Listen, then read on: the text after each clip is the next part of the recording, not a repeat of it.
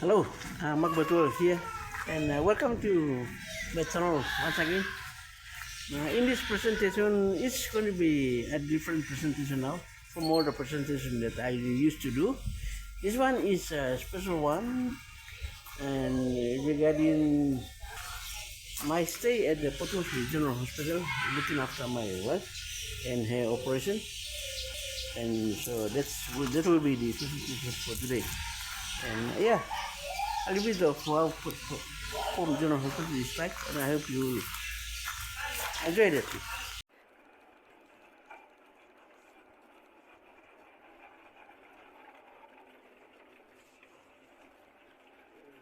Getting here to the theater.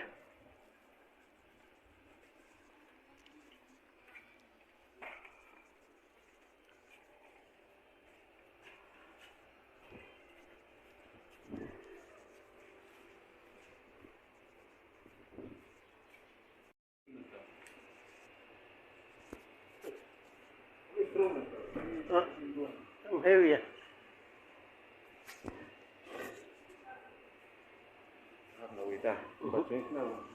But me wait right here. Okay.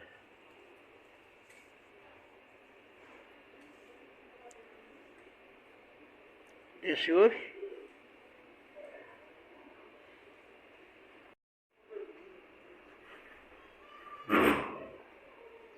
My wife, when I went here to the theater, Prison Theater, it was on Friday, about midday. I was there and she went into the theater. I was told to wait outside. I actually didn't know, actually there is a sitting bench outside there where everybody go and wait. For those who have patients who have gone into the theater, they sit down and wait. And because the doctors never give time, so that means the guardians will have to sit there outside at the bench, nearly the whole day. Just sit there and wait. If you are smart, you can, at the moment your patient goes in, you know that it's going to take like maybe more than 2 hours. So you can go spinning around and come back after 2 hours or so. But because none of us, I saw when I saw those other guardians there waiting, and I knew straight that their patients just went in and they were sitting there and they had to sit there all day to wait. And so that's what I did too. I went and sat there and I waited all day, from 12 o'clock all the way to the evening or night. So for me, I overheard the doctor saying that it would take around 8 hours. So when I calculate the time, the 8 hours from 12 midday, it will take up to 8 o'clock in the night. Because I'm not used to that, and not even the doctors or the aide should have advised that it would take time. You can go and walk around first and come back after like 4 hours or something. But I have to sit there. So I sat there all day waiting. But in my mind, I knew, because I overheard them saying it's going to take 8 hours. So I calculated it's going to be 8 o'clock. So from 12 o'clock midday on Friday, it will take up to 8 o'clock in the night. But anyway, I waited outside. And then I noted also, so I went walking around and I came back again. And my friends were still there. It went to afternoon, the evening, after like 6, everybody's patients came out and they all went. And I was the only one left there. And it was already night, it was 6 o'clock, 7 o'clock. But I waited. Then there was somebody as well, so just both of us. So I had to go and talk to him. He said, no, I'm waiting for my patient to continue. I said, oh, okay, me too. So we waited. And at about 8 o'clock in the night, they pushed her out. And they had an operation. It took from 12 o'clock, like 8 hours, but it's not really 8 hours in surgery. It's preparation, maybe an hour or two preparation, and then after they do the surgery, they have to prepare to after that. So maybe another hour or two. Preparation is 1 hour. About some people stress for 1 hour. I will Prepare in 1 hour. Okay, so now she told me, she said, no, because I would have asked the doctors if I can go and video, maybe the start, the middle, and the ending. But I was afraid, they might say no because normally they're not allowed. But this is our life. It's something that happened in our life. We're supposed to capture it. So I'm supposed to capture that, but I didn't. But she only told me after, when I talked to her, she said, yeah, after that, at the ending, when the operation was successful to them, he said, I could hear the doctors, clapping and praising themselves that it has been successful. I think what the success is, one is to complete the operation, and then to sew everything up, stitch this up, and it all, like to them, it's all satisfactory, and that's success. So they did what they're supposed to do, and they did it well. So it's a congratulatory thing for them. So she said, yeah, I could hear them because they put the anesthetic. They put her to rest, and then they did the operation. But then when the sense came back, I think one thing is after they do the anesthetic, when they do the operation, because sometimes if you do have, that's why they check the other medical status of yourself. That you have your blood pressure, your kidney, your heart, all those other things. Because when they are operating, they will more or less like make you dead, and they will operate you. After that, they will now bring you back to life. And so, I think it happens in some situations where they couldn't bring people back to life. And that is if they have other organs that have failed and not able to function when in their effort to bring back the person to life. Yeah, so I think that's one thing for them to the doctors. I mean, they know, and they know when it is successful, when they are happy, and they can, praise themselves. And I think that's what they did, When they resuscitate them to bring them back to life, it was okay. And then the operation, it was okay too. They've done what it is supposed to be done. Yeah, but then she came out at 8 o'clock. So it takes like 8 hours. So that 8 hours is preparation before, and then the actual operation, and then preparation after. Yes, in total it's up to 8 hours. Yeah, and then we went, and that's the one you can see, that's when we went there. After she came out, she was in that, it like more or less like in a coma, but she was okay, breathing. But slowly and gently. And it took like 3 days, I think. They put her on drip, and there was a tube that goes into the stomach. So, and that's the one that we were using to feed her, like water and any other stuff. But they also put her on drip. So that takes like 3 days to bring back all the energy and then after 3 days she was okay. She could be able to sit up, and now like whisper, she couldn't talk because it was the time that they operated. Yeah, but that's my first experience, and yeah, quite scary and quite sad too. It's so emotional.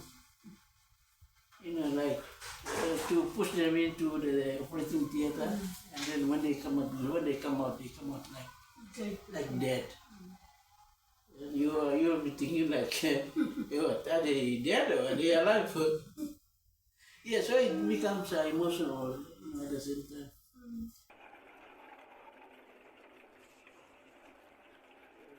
We didn't have to the theater.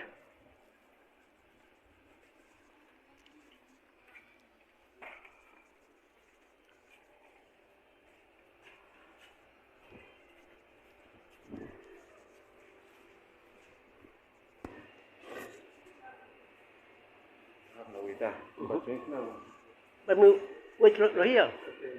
Okay.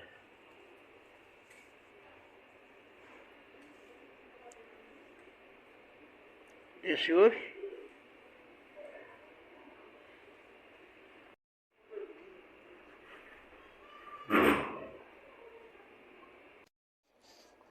is my Mrs. Ethel after the operation. That was yesterday. It took 8 hours for the operation. From 12 o'clock midday to about 8 o'clock in the night when she finished. The operation was head on and as well as the neck. And so they also operated the neck to clean some liquor rubbish, some of the lumps on the neck. But the issue was the tongue was laceration in the tongue, which believed to be cancer.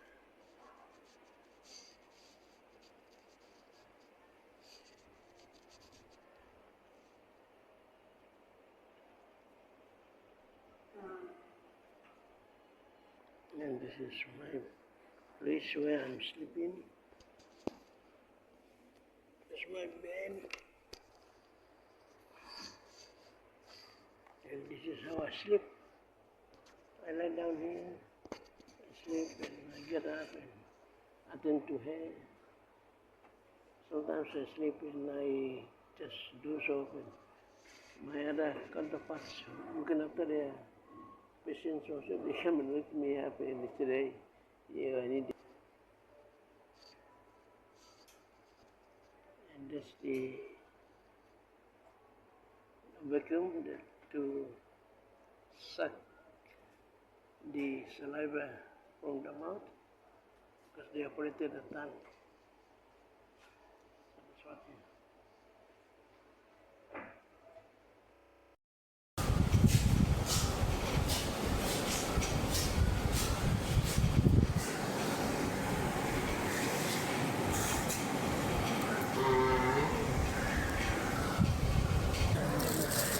this is good, the operation in the neck, also his tongue.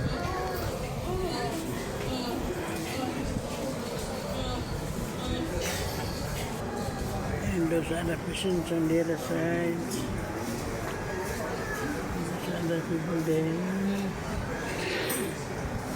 Yeah man, this is Port Moresby General Hospital. We're on bed 11. Ward 2C. We've been here since Friday.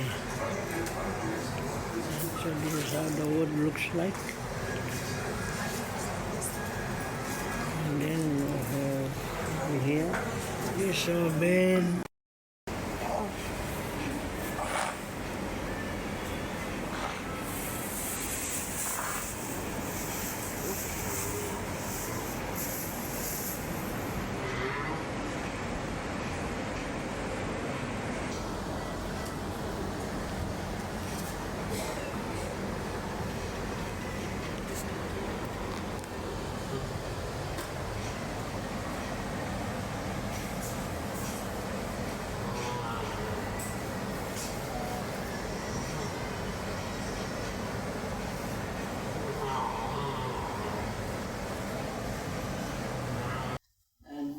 I know that the hospital it's where people go to give birth, women to give birth and to create a life or to build a life. And I think it's also at the same time it's a place where you can say goodbye. After an illness, if the patient cannot recover, sometimes it's a goodbye too. So it's a place where you can welcome, and it's a place where at times you will have to say goodbye.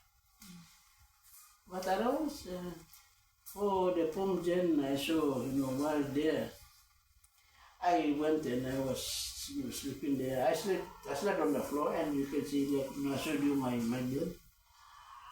I sleep, not a bed, just a bed on the floor, a pillow. So in the hospital, they don't give a damn who you are, the guardian. They give the preference to the patient. The guardian, you sleep anywhere. How you sleep, you sleep. I enjoy sleeping at the hospital too. It's like cool, fans always there, and the place is neat and tidy. They clean. The workers clean every morning. They sweep, they mop, and every afternoon they sweep, clean and mop. Or sometimes not often, but maybe I think once. And one good thing is, they also cook food. They cook food, and many times the patients are not eating. They don't eat because they are so sick. Only those who are not so sick, they will eat. But for those who are really sick, they don't eat. So all the food that the hospital cook, they bring.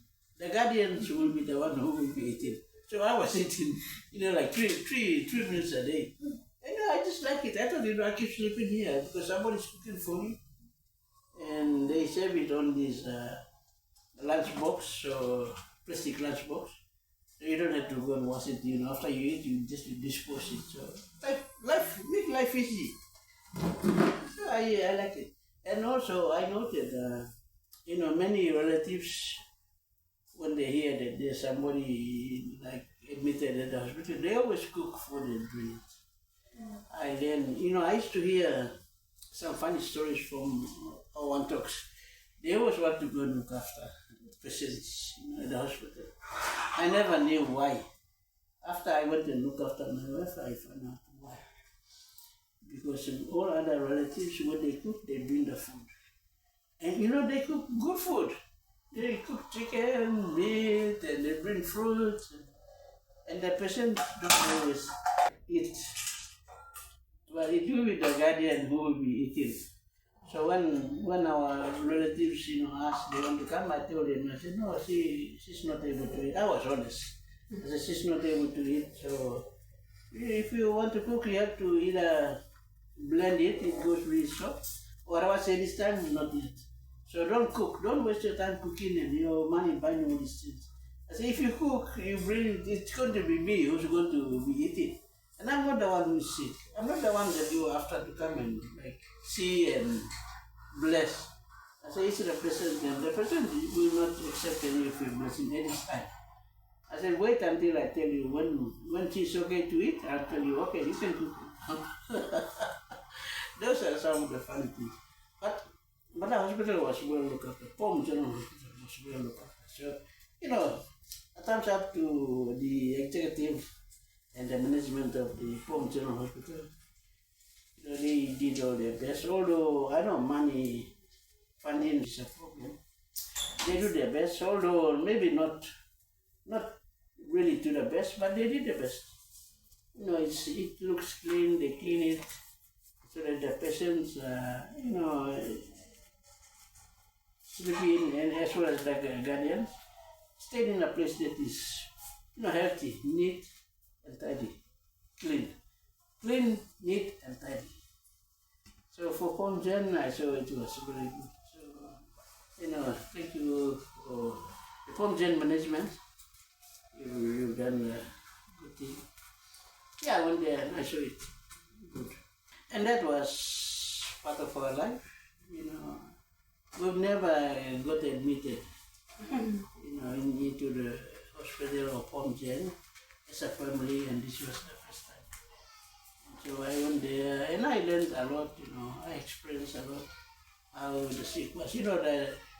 The hospital was all organized. All these wards, they are organized in the sicknesses. So if you have this type of sickness, you go to this ward. And when you go, all those.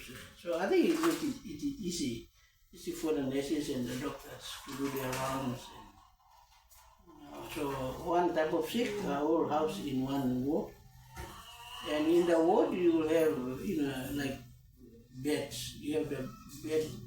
On the other side, there are two lines of bed, and on the other side, there are two lines of bed. They all house, one line of bed, house another type of seat, another line of bed in the section, another type of seat, and on the other side, seat. Yeah, so it's more organized as well. So after having a look at it, I noted it's good, more orderly and clean. I tell you, clean. You go to, it's only that certain things that needs to improve, like maybe the shower, toilet. I think some of them needs to be improved. The general dishwashing area. I think that one that we were in, one sink was done. Tap was not working. So it was like one tap only, and you have the queue of people coming, and those are especially the guardians. They come and wash plates. But otherwise, in overall, I'm so happy, so glad with the home gen. It's neat and tidy, clean, neat and tidy. I'm so happy that I went to have my time there. I slept there, I think, 2 weeks? I slept there, and I wanted to continue to stay there. So now, like to me, now it doesn't hurt, if I get sick, it's okay. I want to get admitted to home gen and go and sleep there. Quite good. But with that, guys, and I hope, I don't mind if you have gone into this place, home gen especially. I think one other issue is for my wife's case, she has to wait like 2 weeks or so in the house, for them to find a space or a bed.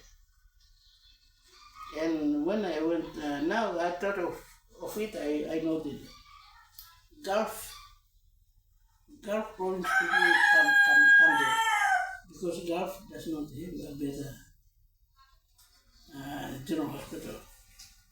It's run down and not equipped, so it's out. Central province does not have general hospital, and I think these 2 provinces, they are the main ones. So they have a lot of their patients in there, and those are the ones that fill the space. Because Port Moresby General Hospital is supposed to be accommodating from the whole country. Any issue that patients have, and if they are not provided in the provincial health general hospital, then they will be referred to Port Moresby. Port Moresby should be now getting only the referred one from the provinces. But I think for the 2 provinces like Gulf and Central Province, they use that one as the general hospital because they don't have the provincial general hospital. All other provinces they have. So not most of the provinces here. It's only Gulf, Central, and then the Port Moresby City, and few referral from the provincial general hospitals. So I think the edge now would be for the provincial government in Central Province and the Gulf Province to step up and do their general hospital. Then Pomgen can be a little bit, relaxed. There will be some free space in there. Port Moresby also is like overpopulated, too many people. And we only have one general hospital. We also need to have another general hospital, similar to Pomgen. Or if not, maybe one of the provinces. I think Central should have theirs and much better. And the challenge now is all the provinces should have theirs and build them, facilitate and improve them to a Pomgen status. But one part of life. And I hope I know, maybe not enjoy, but you learn a lot. I hope I have shown you something so that and you get prepared before you cast. And I think one of the general advice to give to people is let us not wait until you get sick. Because if you are really sick now, then all other like herbal medicines, God created the nature, and we do have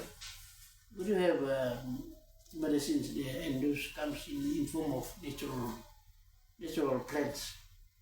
So we are supposed to get even food too. But many of us don't know this one, and if we do know, we are not taking. We wait until we are really sick. When we are really sick, then those herbal medicine won't work now. It's only chemical or operation. And that's where you end up at such places from General Hospital.